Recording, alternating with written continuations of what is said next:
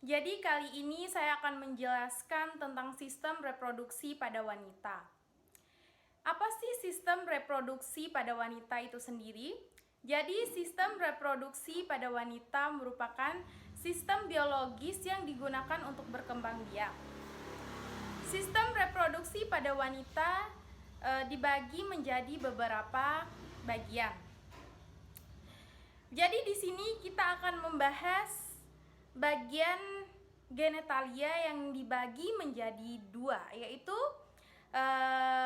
genitalia eksternal dan genitalia internal. Nah, yang pertama kita akan membahas tentang genitalia eksternal.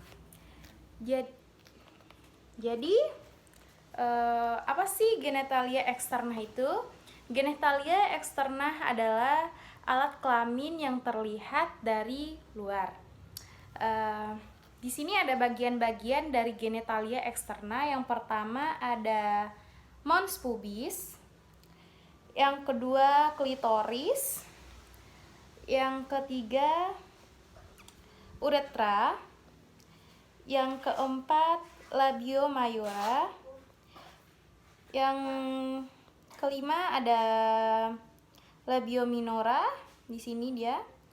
Terus yang keenam ada vagina, ini vagina. Yang ketujuh ada anus. Di sini letaknya anus. Jadi genitalia eksterna juga memiliki dua kelenjar, yaitu kelenjar Bartholin dan kelenjar Schwann. Jadi yang pertama kelenjar Bartholin, dia berada di sisi vagina. Di sini dia berada di sisi vagina dan berfungsi untuk melumasi vagina. Terus yang kedua adalah kelenjar Schwann. Kelenjar Schwann itu berada di sisi uretra. Di sini dia berada di sisi uretra dan fungsinya sama untuk menghasilkan selaput lendir. Jadi sekarang saya akan menjelaskan genitalia interna. Sebelum kita ke pembahasan genitalia interna ini, kita harus mengetahui apa itu genitalia interna. Jadi genitalia interna adalah alat kelamin yang tidak tampak dari luar. Nah, jadi itu penjelasan dari genitalia interna. Selanjutnya, pertama-tama di sini ada uterus. Uterus ini bisa disebut sebagai rahim. Di sini ada ovari. Fungsinya sebagai tempat terbentuknya sel telur dan hormon pada wanita seperti hormon estrogen dan progesteron. Selanjutnya ada tuba falopi sebagai jalur sel telur. Dan selanjutnya serviks.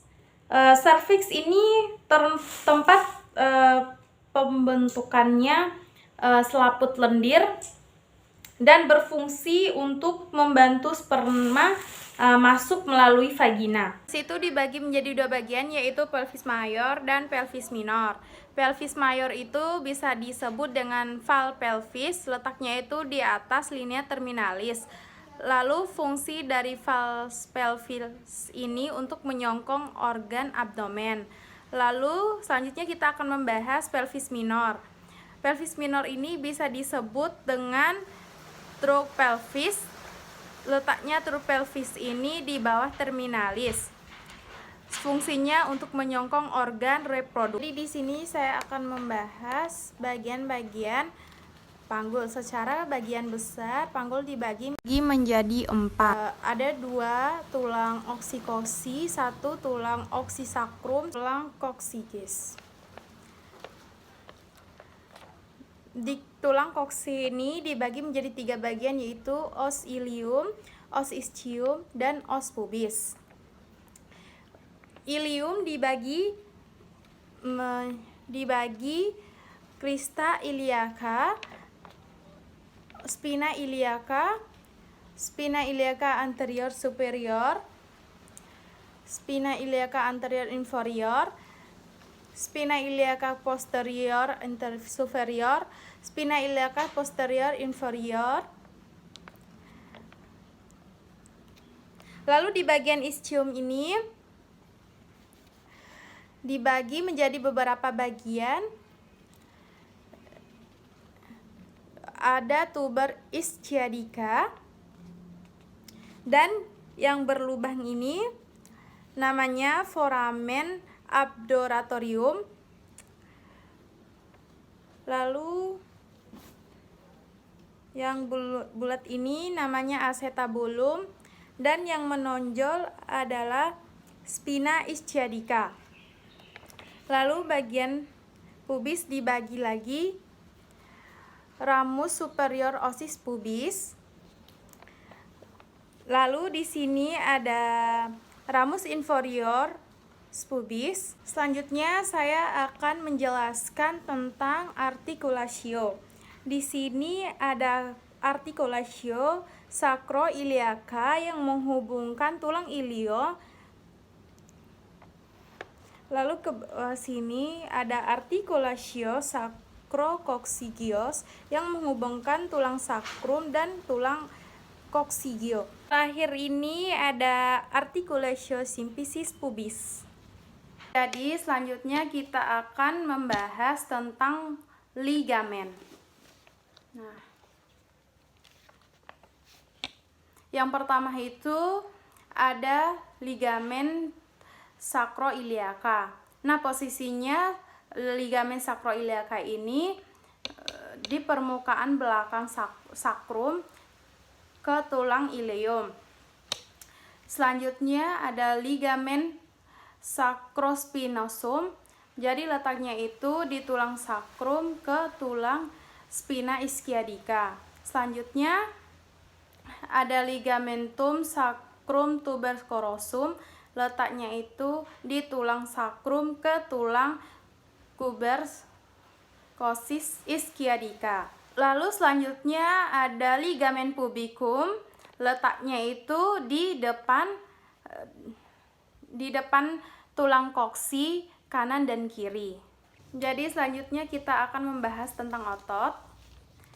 Jadi di otot bagian luar itu ada yang pertama itu musculus pianater ani, lalu ada musculus bulbul cavernous.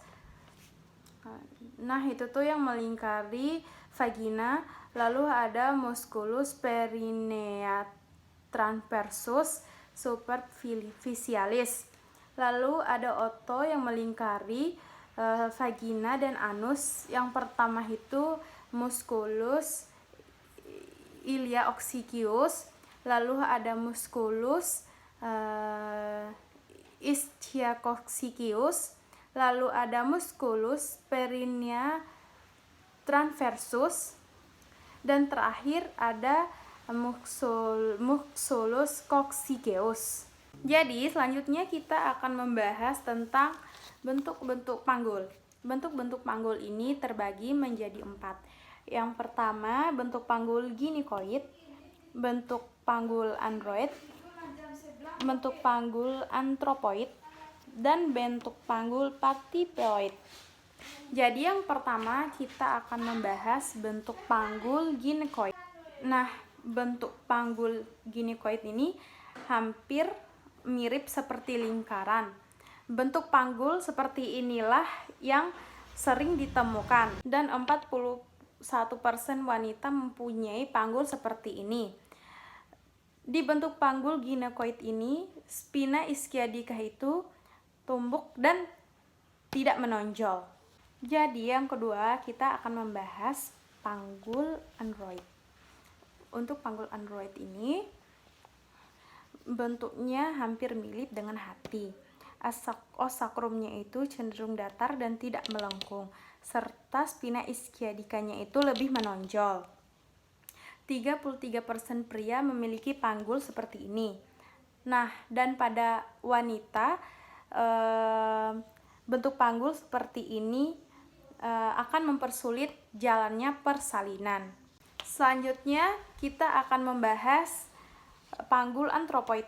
Nah, untuk panggul antropoid ini bentuknya hampir mirip dengan segitiga. Lalu diameter transversalnya itu berada di bagian posterior sacrum dan spina ischiadicanya itu tidak menonjol.